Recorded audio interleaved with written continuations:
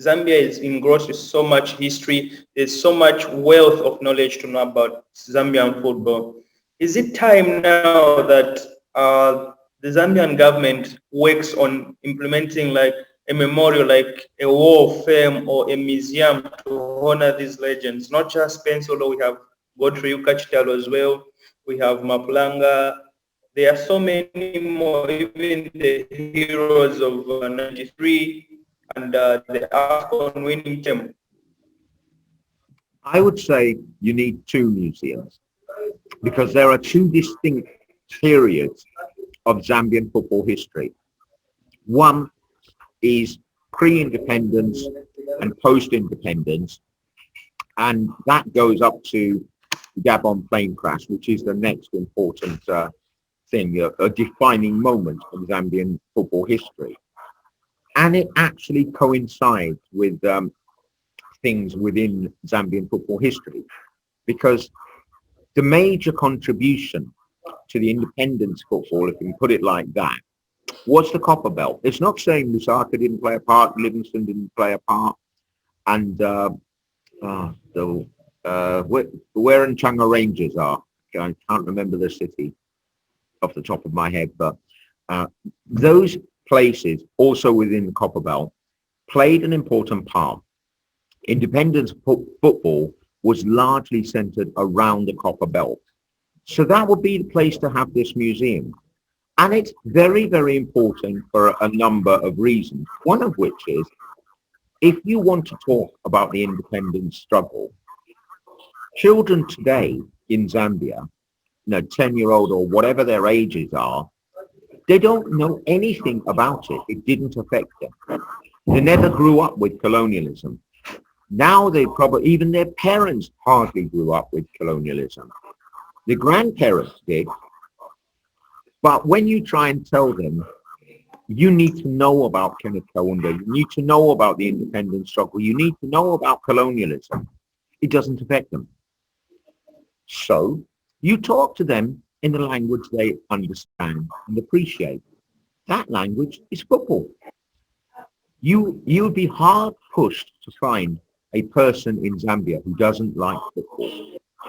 So this is how you talk to them.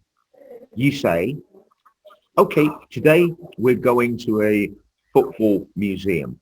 They go to this football museum, they hear about the stories and the sacrifices of Mapanga's generation, of Ukachitalu, of Ginger Penslow, all of these people. And let's not forget, very, very recently, we lost one of these legends in Phineas Chirwa.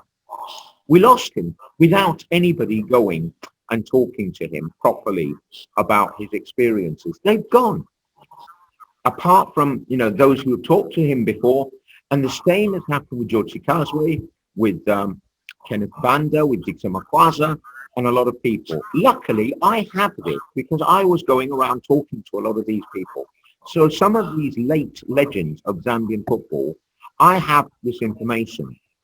You can do all sorts with this.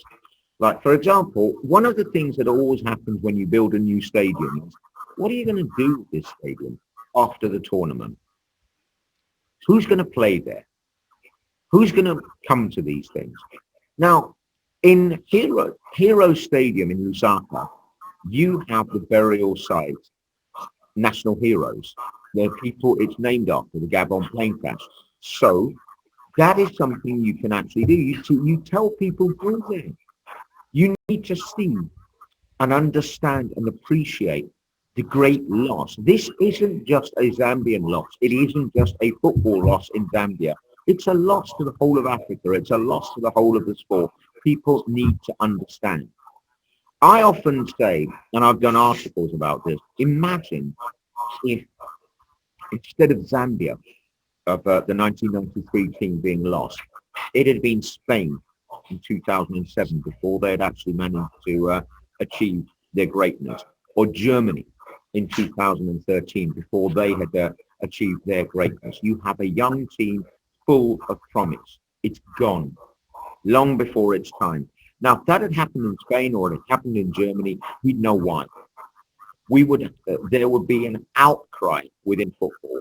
demanding to know, why did this happen?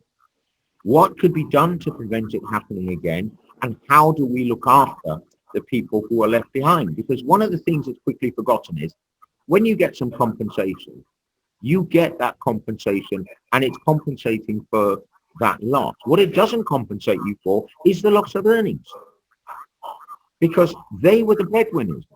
They were the people with the talent. They were the people who could have gone abroad, who could have raised a large amount of money, certainly in Zambian terms, and they could have looked after their family. That's all gone.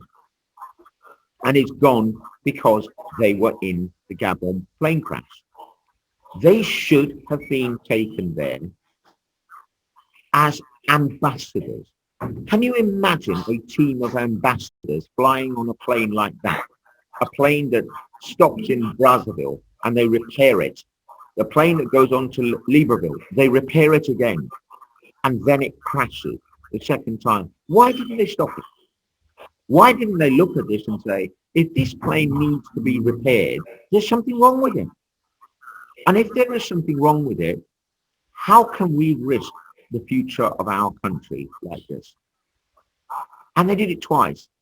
When it gets to Libreville, it needs to be repaired again. It is outrageous that that plane took off again and finally crashed. It should never have been allowed. You have a situation where we still don't know exactly what happened, why it happened, and what you can do to prevent it. And if you don't have these reports, how do you know that you are addressing the problems that have happened? Because the Zambian people, they have a right to know. And their families, they absolutely, definitely have a right to know why they don't have their loved ones anymore. That will be the starting point of the second museum, and I diverted a little bit. What we should have is the first one, as I said, which is in the Copper Belt at, say, the Levi Mwanawasa Stadium. There will be some place there, and it's owned by the government. The government can simply give the space to this museum. It can do it as part of it and say, you can have this section for a national museum of independence era football, because we need to know. We need to know about the legends of Peninsula. We need to know about what happened in Livingston.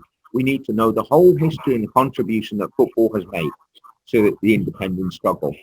And it has the added bonus of, you tell kids they're going to a museum of football, they will fight to get on the bus to get there. When they're there, they're learning. They're learning about the country's history. I dare say, they may know the name Ginger Penchilo. I'm sure they know the name Godfrey Chitalu.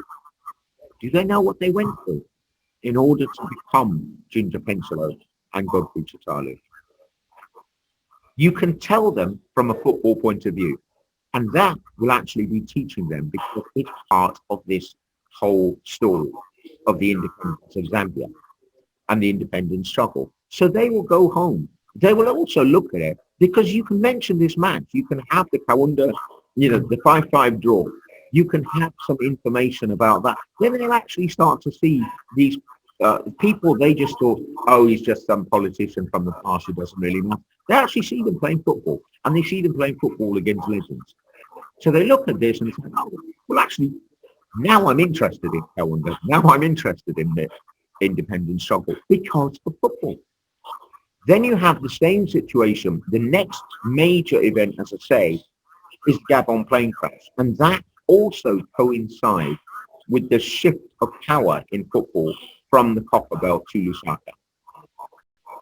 So the Lusaka-based teams, the finances come into play, and they cause the problems to the Copper Belt teams. They never really recover from it in terms of investment. So you can have the second part, which is telling of football, obviously, the Gabon plane crash, after the Gabon plane crash, how the country developed as a result, because football actually reflects it. The success of the Zambian economy is also reflected in the success of football. When the economy is doing well, football's doing well, and vice versa. So you look at this and say, this is how you teach them.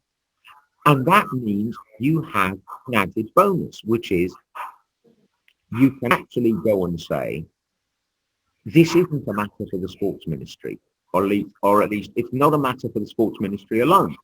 It's a matter for education. It's a matter for national heritage. All three of these ministries can chip into this because there's a benefit for all of them.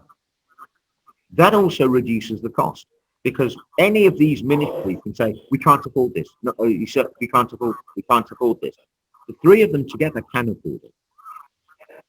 And I would say not only can they afford it, they must afford it because the benefit far outweighs the cost.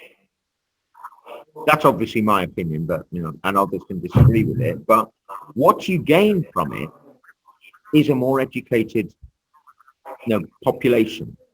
And a population that has an appreciation. So the next time people are saying Bar Pencilo and showing respect to him, they actually mean it because they know what he did. All they know is the name Ginger Pencilo. Some may have an idea of, a little bit about it. I doubt people know enough. And it has to be done now. I mean, you asked, when should it be done? The answer to that is 10, 20 years ago. But we can't go back 10 or 20 years and do it. We have to do it now. We have to do it where we are. If you leave it another 5 years or another 10 years, it is going to have the inevitable consequence. The few who remain, the few who have their stories to tell, they will no longer be with us. Then what?